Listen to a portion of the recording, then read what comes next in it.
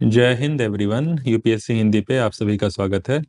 तो आज जो है हम लोग थोड़ा सा अलग टॉपिक डिस्कस करेंगे। आज एक दिन के लिए करंट अफेयर को ब्रेक करते हैं, क्योंकि लंबे समय से ही तरह का रूटीन चलते मैं ही पक गया था। ठीक है, तो बेसिकली जो है आज जो ये आपका टॉपिक है वो आईयूसीएन स्टेटस को लेके है। ठीक, और ये जो टॉपिक है ये टॉपिक आपके एग्जाम के पॉइंट ऑफ व्यू से, चाहे आप कोई भी एग्जाम दे रहे हैं, वो उसके एवरग्रीन टॉपिक है। एवरग्रीन इस सेंस में है कि भाई इससे क्वेश्चन पूछे जाने के चांसेस जो होते हैं वो हमेशा ही ज़्यादा होते हैं। ठीक है, और इस टॉपिक के रिगार्डिंग जब मैंने देखा कि भाई ये टॉपिक जो है, मैंने सर्च किया, काफ़ी सोर्सेज थे। आईयूसीएन स्टेटस जो है वो काफ़ी कोचिंग सोर्सेज ने इन्फॉर्मेशन दे रखा है, लेकिन मैंने ये देखा कि सारे कोचिंग सोर्सेज का जो इन्फॉर्मेशन है उसमें कुछ ना कुछ अधूरा है।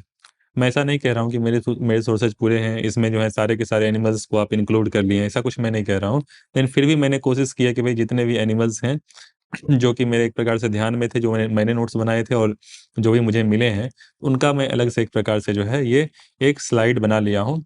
बाकी इसमें कुल मिला के मैंने 61 एनिमल्स को इंक्लूड किया है ऑलमोस्ट। ठीक है, अब आपको जो है जब आप न्यूज़ पढ़ते हैं और पिछले 1 साल में एनवायरनमेंट सेक्शन से, चूँकि ये रिलेटेड टॉपिक है, तो एनवायरनमेंट सेक्शन में जो भी इस प्रकार से, मतलब मान लीजिए कोई कहीं कोई प्लांट स्पीशीज़ पाई गई है या कोई एनिमल स्पीशीज़ पाई गई है, तो उसका आईयूसीएन स्टेटस सबका होता है। ठीक है, तो आईयूसीएन के बारे में भी हम लोग सीखेंगे, आज जानेंगे कि भाई आईयूसीएन क्या है, कैसा ऑर्गेनाइजेशन है, क्या इसका काम है, क्या इसको बेसिकली इसका क्लासिफिकेशन क्या होता है, वो भी हम लोग देखेंगे फिलहाल।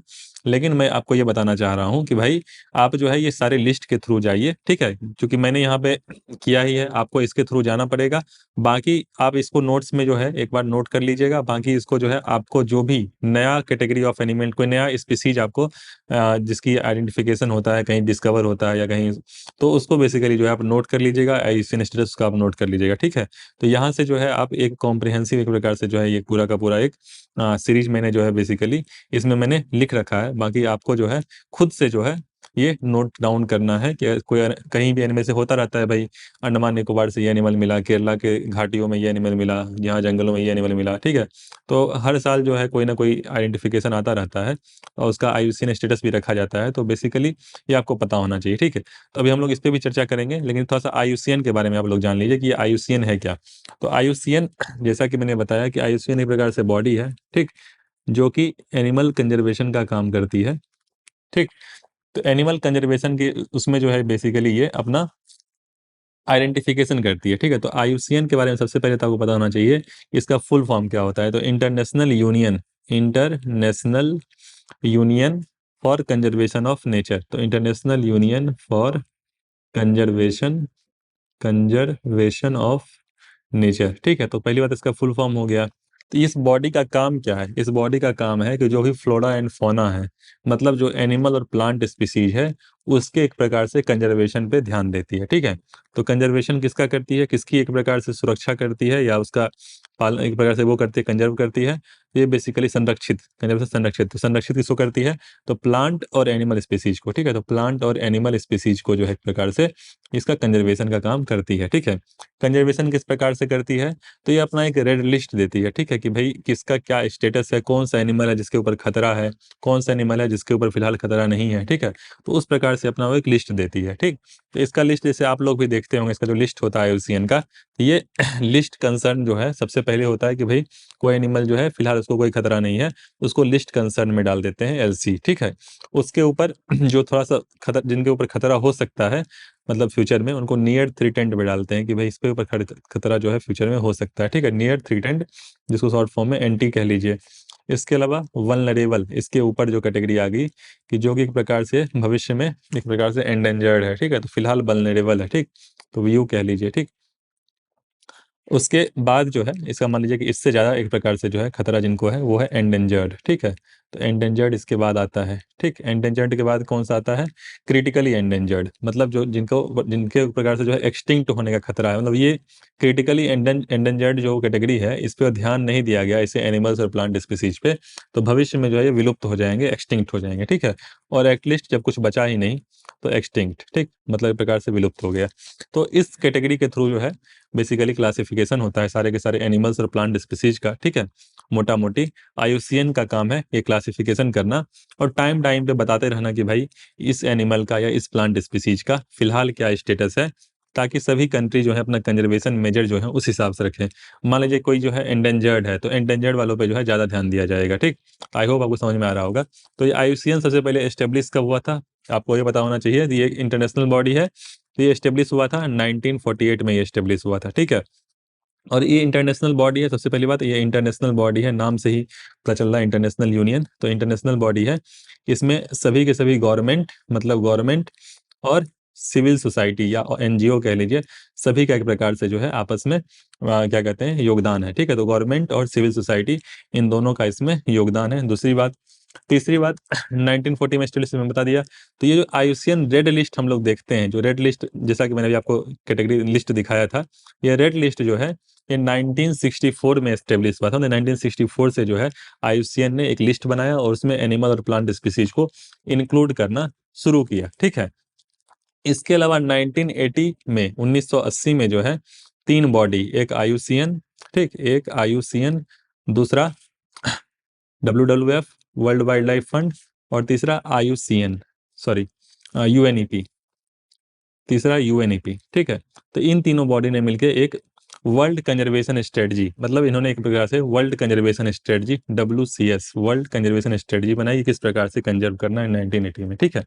इसके अलावा आईयूसीएन का हर 4 साल पे, मतलब आईयूसीएन का जो है हर 4 साल पे, मतलब एवरी 4 ईयर जो है, हर 4 साल पे इसकी जो है बेसिकली एक काउंसिल होती है, बेसिकली एक वर्ल्ड कंजर्वेशन कांग्रेस होता है। तो हर 4 साल पे जो है वर्ल्ड कंजर्वेशन कांग्रेस, ठीक है, एक प्रकार समझ लीजिए मीटिंग होता है हर 4 साल पे। इसमें बेसिकली सारे मेंबर्स जो है एक प्रकार से वहाँ पे जाते हैं, ठीक। इसके अलावा जो आईयूसीएन है, इसकी एक जो मेन बॉडी है, समझ रहे हैं, जो मेन बॉडी है उसको आईयूसीएन काउंसिल एक प्रकार से जो है कमीशन कहते हैं, आईयूसीएन कमीशन कहते हैं, ठीक है। तो ये आईयूसीएन कमीशन कह लीजिए, इसकी मेन बॉडी जो होती है आईयूसीएन कमीशन है, ठीक। और ये बेसिकली जो भी मेंबर्स होते हैं आईयूसीएन के, उसके चेयरमैन को इलेक्ट करते हैं। इसका सबसे इंपॉर्टेंट बात आपको याद रखनी है, वो है सेक्रेटरीट, मतलब हेडक्वार्टर एक प्रकार से कह लीजिए। इसका हेडक्वार्टर जो है वो ग्लैंड स्विट्जरलैंड है। तो ग्लैंड बेसिकली वहाँ की सिटी होगी और स्विट्जरलैंड में है, जो कि एक प्रकार से यूरोप की कंट्री है, ठीक है। तो ये जो है आपको ध्यान रखना है कि सेक्रेटरीट इसका जो है ग्लैंड स्विट्जरलैंड में 1948 में एस्टेब्लिश हुई थी, और 1964 में जो है ये आईयूसीएन रेड लिस्ट बनाना एक प्रकार से शुरू की। और इंडिया इसका मेंबर कब बना? इंडिया इसका मेंबर 1969 में बना, ठीक है। तो ये कुछ फैक्ट्स आपको पता होने चाहिए। और world conservation strategy IUCN, WWF and UNEP, इसके बेसिकली आपस में मिलकर इन्होंने वर्ल्ड कंजर्वेशन स्ट्रेटजी बनाई, ठीक। तो ये सारे फैक्ट्स आप ध्यान रखिएगा। तब एक बार हम लोग तेजी से देखते हैं कि बेसिकली ये लिस्ट है क्या, एक बार मैं पढ़ देता हूँ, ठीक है। अब जैसे एशियाटिक लायन है, अफ्रीकन लायन है, ठीक है। ये एशियाटिक लायन जो है बेसिकली जो एशिया रीजन में पाया जाता है, वो ज़्यादा वल्नरेबल है, ज़्यादा मतलब एक प्रकार से खतरे में है, इसलिए इसको एंडेंजर कैटेगरी में रखा गया है। और जो अफ्रीकन लायन है वो वल्नरेबल रखा गया है। तो वैसे तो इसमें 61 है, और हो सकता है जब आप लिस्ट बनाए और कुछ ऐड करें तो और ज़्यादा हो जाएंगे। तो आपको जो है कुछ ऐसे हैं जिन पर ज़्यादा आपको ध्यान रखने की आवश्यकता है, जैसे लायन है, तो अब इसको आप छोड़ नहीं सकते हैं, लायन तो आपको बिल्कुल याद रखना ही पड़ेगा। जैसे जिराफ है, इसको हो सकता है कि आप थोड़ा सा छोड़ सकते हैं, मतलब थोड़ा सा उतना मतलब कंपल्सरी नहीं आप याद कर पाएँ। बाकी से ऑटर है, ऑटर वाले पे जैसे आता है, फिशिंग कैट पे भी इसे पूछा जा सकता है। स्मूथ ऑटर, एशियन ऑटर, ये भी जैसे न्यूज़ में रहता है। सिमिलरली व्हेल शार्क है, हॉक बिल टर्टल है। अब इसमें देखिए कई प्रकार के टर्टल हैं, ठीक है। तो यूरेशियन ऑटर का जो है नियर थ्रेटेंड है, स्मूथ ऑटर वल्नरेबल है, ठीक है। व्हेल शार्क एंडेंजर्ड है। अब इसे हॉक बिल टर्टल, इसमें कई प्रकार के टर्टल आपको दिख रहे होंगे, लेकिन मुझे सबसे इंपॉर्टेंट पता है क्या दिख रहा है? मुझे दिख रहा है ऑलिव राइडली टर्टल, जो कि हमेशा जो है न्यूज़ में रहता है, जो कि आपका जो ओडिशा में जो गहीड माता बीच है, एक प्रकार से ब्रह्मानी बैतरनी नदी के आसपास जो है, ठीक है। ऋषिकुल्या भी है, ऋषिकुल्या, ठीक है। तो ऋषिकुल्या रिवर या ब्राह्मणी बैतरनी, उसके आसपास आप हमेशा पढ़ते होंगे, वहाँ पे आके बेसिकली जो है ये जो है ये काफ़ी संख्या में इकट्ठे होते हैं ऑलिव राइडली टर्टल, ठीक है। तो ये आपको ध्यान होना चाहिए। तो बेसिकली इन सभी में से भी आपको आइडिया होना चाहिए कि भाई मुझे कौन सा ज़्यादा ध्यान रखना है, तो ऑलिव राइडली याद रखा गया है। बाकी आप लेदर बैक, लॉगर हेड, सब के सब वल्नरेबल हैं, तो आपको इनको एक साथ याद कर सकते हैं। याद करने का एक तरीका है, और मैंने चूंकि एक साथ यहाँ पे लिखा है, इसका मतलब आप समझ रहे हैं, इसलिए मैंने लिखा है। जो क्रिटिकली एंडेंजर्ड है उनको मैंने एक साथ लिखा है, जो वल्नरेबल है उनको मैंने एक साथ लिखा है, ताकि आपको याद करने में आसानी हो, ठीक। नेक्स्ट इज, अब देखिए मैंने एंडेंजर्ड का साथ में लिखा है कि आसाम रूफ टर्टल और ग्रीन टर्टल जो है वो एंडेंजर्ड है, ठीक। तो मैं कहूँगा कि मतलब इतना ज़्यादा इंपॉर्टेंट नहीं है, लेकिन हाँ ये ध्यान रखिएगा इन तीनों का, ऑलिव राइडली, लेदर बैक और लॉगर हेड, ठीक। नेक्स्ट इज नीलगिरी तार, बहुत इंपॉर्टेंट है, बिल्कुल ध्यान होना चाहिए नीलगिरी तार। तो जो बहुत इंपॉर्टेंट मैंने लिख दिया, मैंने स्टार बना दिया, तो याद रखना ही है। तो स्टार जिस पे मैंने बना दिया उसको आपको छोड़ना नहीं है, ठीक है। तो इनका मैंने स्टार बना दिया, तो ये तीन तो आपको याद रखने ही हैं। शुरुआत में मैंने बता दिया एशियाटिक लायन और अफ्रीकन लायन, लायन का तो बिल्कुल नहीं भूल सकते, ठीक है। मतलब इसको तो याद करना है, बाकी आप याद कर ली तो अच्छी बात है, ठीक है। नीलगिरी तार बिल्कुल याद होना चाहिए। एंडेंजर्ड नीलगिरी तार कहाँ पाया जाता है, इंडिया के कौन से स्टेट में, आपको ये ध्यान होना चाहिए, ठीक है। सी ड्यूगोंग पता होना चाहिए, वल्नरेबल, ठीक है। इरावदी डॉल्फिन पता होना चाहिए। इरावदी जो है वो रिवर है, जैसे अपना साउथ ईस्ट एशिया है ना, म्यांमार थाईलैंड, उस साइड मेरे ख्याल से इरावदी बहती है, तो चेक कर लीजिएगा। तो इरावदी जो है ये आपको पता चाहिए। डॉल्फिन जो है उसी का प्रकार है इरावदी डॉल्फिन। गैंगेटिक डॉल्फिन जो है फ्रेश वाटर डॉल्फिन है। जैसे कि आपको पता होगा कि फ्रेश वाटर डॉल्फिन 4 प्रकार के होते हैं, ठीक है। तो एक भूलन होता है, एक बोतो होता है, एक गैंगेटिक डॉल्फिन होता है, तो एक और है, कोई मुझे नाम नहीं याद आ रहा है, ठीक है। तो 3-4 प्रकार के जो होते हैं फ्रेश वाटर डॉल्फिन होते हैं, उसमें से गैंगेटिक डॉल्फिन है, वो गंगा रिवर में एक प्रकार से है, वो एंडेंजर्ड है, ठीक है। तो ये याद होना चाहिए। बाकी आपको जैसे ये लेपर्ड है, तो स्नो लेपर्ड बिल्कुल याद होना चाहिए, बिल्कुल। ये सभी भी आपको पता होना चाहिए, एक बार देख लीजिएगा। लेकिन जो स्नो लेपर्ड है या लेपर्ड है, ये बिल्कुल याद होना चाहिए। हंगुल, हंगुल कश्मीरी स्टैग, ठीक है, तो ये न्यूज में रहता है, ये पता होना चाहिए, क्रिटिकली एंडेंजर्ड है, ठीक है। तो जिसमें मैंने स्टार बना दिया, बिल्कुल आपको ध्यान होना चाहिए, लाइन टेल्ड मैकेक्यू। तो एक प्रकार से जो है मेरे ख्याल से बंदर होता है, ठीक है। और एंडेंजर्ड गोल्डन लंगूर, ठीक है। तो गोल्डन लंगूर कहाँ पाया जाता है, नॉर्थ ईस्ट में पाया जाता है या वेस्टर्न घाट में पाया जाता है, नहीं पाया जाता है, सब कुछ आपको पता होना चाहिए। नेक्स्ट इज नेक्स्ट इज सारा स्क्रीन, हाँ। इसके अलावा ये ये चारों, तो चारों का बेसिकली ये वल्चर हैं, वल्चर समझते हैं, गिद्ध, ये चारों जो है वल्चर है, मैंने लिखा नहीं है, ये चारों जो है वल्चर हैं, ठीक है। तो white backed vulture, red headed vulture, slender billed vulture and long billed vulture, ये सभी के सभी क्रिटिकल इंजीनियर हैं, चारों आप याद रखिएगा, मैं एक बड़ा सा स्टार बना दे रहा हूँ, ध्यान रखिएगा, ठीक है। नेक्स्ट इज नारकोंडम हॉर्नबिल, ठीक है। नारकोंडम हॉर्नबिल मेरे ख्याल से जो है ये नारकोंडम आइलैंड, अंडमान निकोबार शायद पाया जाता है, ठीक है। तो इस पे मैंने स्टार बना दिया, ये ध्यान रखिएगा। बाकी जो राइनो होते हैं, जो गेंडा होता है, वो भी कई प्रकार के होते हैं, सारे के सारे राइनोसोरस हैं एक प्रकार से, गेंडे, ठीक है।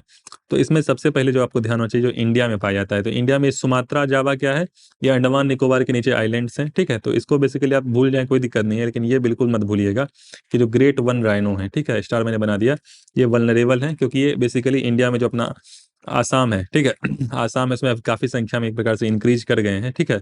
तो जो इसमें ग्रेट वन राइनो, मतलब इनका एक सिंग होता है, इसलिए वन राइनो, ये वन जो है उसको रिप्रेजेंट करता है। बाकी इसकी जो मतलब एक प्रकार से जो इसका आकार होता है वो बड़ा होता है, इसलिए ग्रेट वन राइनो, तो ये ध्यान रखिएगा, ठीक है। इसके अलावा स्टेप पे ईगल का आप याद कर सकते हैं, मतलब सारे इंपॉर्टेंट है, क्वेश्चन तो देखिए कहीं भी पूछ सकता है, लेकिन मैं जिसको स्टार बना रहा हूँ उसको बिल्कुल मत भूलिएगा, ठीक है। इसके अलावा अमूर फैल्कॉन, हॉलॉग गिवन, ठीक है, स्टेप पे ईगल। बाकी ये सब उतना एक बार आया था न्यूज में, लेकिन हो सकता है नहीं पूछे, ठीक है, ज़्यादा चांस नहीं है, लेकिन ये सब स्टेप पे ईगल, अमूर अमूर फैल्कॉन, ये सब न्यूज में रहता है, ये सब बर्ड्स हैं, बर्ड्स की वैरायटी है, ठीक है। इसके अलावा ये तीनों बिल्कुल मैं इस पे बड़ा सा स्टार बनाता हूँ, ये तीनों ध्यान रखना चाहिए। तीनों क्रोकोडाइल की वैरायटी है, जो कि तीनों इंडिया में पाई जाती है। सॉल्ट वाटर क्रोकोडाइल, जो एक प्रकार से समुद्र या झील के आसपास लिस्ट कंसर्न है। घड़ियाल, तो घड़ियाल जो है ये आपका जो चंबल सेंचुरी है ना, मध्य प्रदेश वाला, ठीक है, जिसमें आप लोग पढ़ते होंगे घड़ियाल, ठीक है, तो क्रिटिकली एंडेंजर्ड होता है, ठीक। और मगर, मगर जो है ये बेसिकली फ्रेश वाटर में पाया जाता है, तो ये वल्नरेबल है, तो ये तीनों बिल्कुल याद रखिएगा। वलेमी पाइन जो है ना, वलेमी पाइन, ये बेसिकली यहाँ पे एनिमल्स के साथ मैंने लिख दिया, ये प्लांट स्पीसीज है, ठीक है, प्लांट स्पीसीज, ठीक। तो ये क्रिटिकली एंडेंजर्ड है, तो ये एक प्रकार से मत समझिएगा एनिमल है, वलेमी पाइन ये प्लांट स्पीसीज है। कोआला, कोआला भी बेसिकली ये न्यूज में आता रहता है, छोटा सा जानवर होता है, वल्नरेबल, ठीक। हाँ, तो अब देखिए इसको कैसे भूल सकते हैं आप, चूंकि इसी साल जो है 2022 में जो है चीता को जो है मध्य प्रदेश में इंट्रोड्यूस किया गया था, कूनो पालपुर जो नेशनल जो भी था, पार्क था, नेशनल पार्क, उसमें बेसिकली इंक्लूड किया गया था। जो कौन सा किया गया था, चूंकि अफ्रीकन चीता को किया गया था, ठीक है। क्यों? क्योंकि देखिए एशियाटिक चीता का क्रिटिकली एंडेंजर्ड दिखा रहा है, मतलब इनकी संख्या जो है एशियाटिक चीता की ये बहुत कम है, और जो अफ्रीकन चीता है इनकी संख्या जो है वो काफ़ी ज़्यादा है, इसीलिए इसको बेसिकली इंक्लूड किया गया था। एक बार चेक करिएगा किस कंट्री से किया गया था, मेरे ख्याल से नामीबिया से किया गया था, अफ्रीकन कंट्री से, ठीक है। तो नामीबिया अफ्रीकन कंट्री से जो है वहाँ से अफ्रीकन चीता जो है वो मंगवाया गया था। मेरे ख्याल से 6 या 8 चीता जो हैं वो इंट्रोड्यूस किए गए थे। तो बेसिकली इसका बिल्कुल मत भूलिएगा, दोनों का याद कर लीजिए, बिल्कुल दोनों, ठीक है। और एशियाटिक चीता का सिर्फ एक हैबिटाट ईरान है, तो ईरान में ही सिर्फ एशियाटिक चीता पाया जाता है, बहुत ही कम संख्या में, 50-100 की संख्या में ही है। तो इसलिए बेसिकली जो है ईरान से पहले इंडिया ने अप्रोच किया, ईरान ने नहीं दिया। तो अफ्रीका में है जो है ठीक ठाक चीता हैं, जो अफ्रीकन चीता हैं, अफ्रीकन चीता और एशियाटिक चीता में दोनों में अंतर है, उस पर क्वेश्चन पूछे जाने के चांसेज इस साल बहुत ज़्यादा हैं। एक बार चेक कर लीजिएगा, दोनों का आयुषन स्टेटस मैंने आपको बता ही दिया है। दोनों में अंतर क्या होते हैं, किसका साइज बड़ा होता है, किसका साइज छोटा होता है, किस पे किस प्रकार से स्ट्रिप्स लकीरें जो होती हैं किस प्रकार से होती हैं, समझ रहे हैं ना। तो सभी चीज़ें आपको पता होनी चाहिए, एक बार चेक कर लीजिएगा। पेंगोलिन, चाइनीज इंडियन पेंगोलिन दोनों देख लीजिएगा, दोनों इंपॉर्टेंट हैं। इस पे तो मैं डबल स्टार बना दे रहा हूँ, ट्रिपल स्टार इसलिए बना रहा हूँ कि सिर्फ आईयूसीएन स्टेटस नहीं, आपको इसको डिटेल में जाके पढ़ना है, ठीक है। नेक्स्ट इज चाइनीज पेंगोलिन और इंडियन पेंगोलिन, ठीक है। इसके अलावा ग्रेट इंडियन बस्टर्ड तो ग्रेट इंडियन बस्टर्ड जो है मेरे ख्याल से राजस्थान के एक प्रकार से पक्षी है, बहुत ही बड़ा पक्षी होता है, इसकी साइज बहुत ज़्यादा होती है। तो बेसिकली बेचारा उड़ पाता नहीं था, तो लोग पढ़ पढ़ के इसको हो सकता है खाना होना शुरू कर दिया, तो क्रिटिकली एंडेंजर्ड है, ठीक है। और बंगाल फ्लोरिकन क्रिटिकली एंडेंजर्ड। तो ग्रेट इंडियन बस्टर्ड भी जो है ये काफ़ी इंपॉर्टेंट है, ठीक। तो मैंने जहाँ जहाँ भी इंपॉर्टेंट जो भी थे उसके सामने जो है ये क्या किया, स्टार लगा दिया ताकि आपको बिल्कुल नहीं भूले ये, ठीक। बाकी जो है बाकी जो है इस टॉपिक में जो है जैसे आईयूसीएन स्टेटस है, इस टॉपिक में जो है आपको ये जो भी जैसे करंट अफेयर आप पढ़ते हैं, तो करंट अफेयर के साथ जो भी पढ़ते हैं, तो जहाँ जहाँ भी जो है कोई भी एनिमल या प्लांट स्पीसीज, जैसा कि मैंने शुरुआत में कहा कि भाई उसको इंक्लूड किया गया है कहीं पे, या उसकी डिस्कवरी हुई है या कहीं डिस्कवर हुआ है, उसका स्टेटस एक बार जो है साथ साथ आप उसको एक नोट्स में कवर करते जाइएगा। एनवायरनमेंट सेक्शन में हर हर महीने का चेक कर लीजिएगा। मेरे ख्याल से हर साल कोई ना कोई इस प्रकार से प्लांट या एनिमल स्पीसीज जो है वो कहीं ना कहीं देश के अलग अलग हिस्सों में डिस्कवर होता है। इसके अलावा मैं जो भी करंट अफेयर वाला क्लास देता हूँ उसमें मैं कोशिश करूँगा कि जो शेड्यूल होता है, जैसे कि 6 शेड्यूल होते हैं, जिस प्रकार से आईयूसीएन स्टेटस होते हैं वैसे ही 6 शेड्यूल होते हैं, ठीक है। तो उसको भी मैं एक बार कवर करा दूँ, बेसिक्स जो भी उसके हैं उसको भी मैं बता दूंगा, ठीक है। तो ये बेसिकली आईयूसीएन स्टेटस था आज का टॉपिक, इसलिए मैंने कवर कर लिया। ये टॉपिक जो है बहुत ज़्यादा मैं बता नहीं सकता हूँ, मैंने तो सिर्फ यहाँ पे आपको जो है ये क्या कहते हैं आईयूसीएन स्टेटस ही बताया है। मेरा ये कहना है कि आप इसको कॉम्प्रिहेंसिवली पढ़िएगा, समझ रहे हैं ना। कि बेसिकली जैसे जो भी एनिमल्स या प्लांट स्पीसीज न्यूज में रहे हैं उसके बारे में ABCD आईयूसीएन स्टेटस तो आपको पता होना चाहिए। इसका ABCD मतलब उसके बाकी जो जो इन्फॉर्मेशन है वो भी आपको पता होनी चाहिए, समझ रहे हैं ना। ये तो बेसिकली आपसे यूपीएससी में एक ऑप्शन में हो सकता है, मान लीजिए 4 ऑप्शन या 3 ऑप्शन है, तो एक ऑप्शन में जो है आपसे पूछ दे आईयूसीएन स्टेटस, तो बाकी चीज़ें भी तो आपको पता होनी चाहिए, ये मैं कहने की कोशिश कर रहा हूँ। और पीसीएस में तो हो सकता है कि बेसिकली आपसे 1 लाइन में ही पूछ दे कि भाई ये एनिमल स्पीसीज है और इसका आईयूसीएन स्टेटस जो है वो क्या होगा। तो वैसे ही जो है बेसिकली इस तरह के टॉपिक्स कराने का मेरे जो वो है, आप जैसे पेपर करते हैं, कोई भी पेपर आप बेसिकली करते हैं ABCD, मान लीजिए आपने PYQ किया, तो PYQ करते वक्त आप हमेशा जो है ऐसे ही रेंडमली PYQ मत किया करिए। PYQ से आप ट्रेंड एनालिसिस किया करिए, समझ रहे हैं ना। ट्रेंड एनालिसिस का मतलब ये है कि भाई यूपीएससी किस से ज़्यादा क्वेश्चन पूछती है। यूपीएससी क्या रिवर सिस्टम से क्वेश्चन पूछती है क्या? अच्छा, यूपीएससी रिवर सिस्टम से पूछती है, तो एक ऐसी लिस्ट बना लीजिए। यूपीएससी जो है वो क्या कहते हैं आईयूसीएन से पूछती है, या यूपीएससी कोई हाल में समिट हुआ है, कहाँ पे हुआ, G20 G7 कोई समिट हुआ है, वो कहाँ से वो पूछते कौन होस्ट किया है, कितनी कंट्री ने पार्टिसिपेट की। यूपीएससी जो है रिपोर्ट से क्वेश्चन पूछती है क्या। यूपीएससी रिवर सिस्टम तो मैंने बता दिया। इसके अलावा हिल्स, कोई हिल्स है तो वेस्टर्न घाट ईस्टर्न घाट, उसमें भी जो एक प्रकार से जो हिल्स होते हैं उसका सीक्वेंस पूछ सकती है, नॉर्थ से साउथ, ईस्ट से वेस्ट, ठीक है। तो ये सभी चीज़ें जो हैं आपको बेसिकली मैंने 3-4 चीज़ों का नाम लिया, ऐसे ऐसे जो भी हैं आप एक अपना शॉर्ट नोट्स बना लीजिए और अपनी ट्रेंड एनालिसिस किया कीजिए। तो आई होप जो है आपको ये लेक्चर पसंद आया होगा, और आईयूसीएन स्टेटस के बारे में मैंने थोड़ा बहुत बताया, बाकी आपको और डिटेल में जाके जो भी हाल में जो भी एनिमल्स या प्लांट स्पीसीज न्यूज में आए हैं उनका आईयूसीएन स्टेटस आपको पता होना चाहिए, ठीक है। तो हम लोग फिर से नेक्स्ट लेक्चर में मिलते हैं, कोशिश करेंगे फिर से करंट अफेयर सीरीज अपना कंटिन्यू करें। नवंबर मंथ का करंट अफेयर जो है हमने शुरू कर रखा है, सितंबर अक्टूबर मंथ का करंट अफेयर ऑलरेडी कवर कर चुके हैं, ठीक है। तो कल हो सकता है हम लोग फिर से अपना करंट अफेयर क्लास जो है उसको कंटिन्यू करेंगे। तब तक के लिए आप लोग ठीक से पढ़ाई लिखाई करते रहे, रिवाइज करते रहिए, ठीक है। और अपना एक शॉर्ट नोट्स जो है वो जो भी इंपॉर्टेंट टॉपिक्स हैं उसके लिए अपना शॉर्ट नोट्स जो है उसको बनाइए, ठीक। तब तक के लिए गुड बाय एंड जय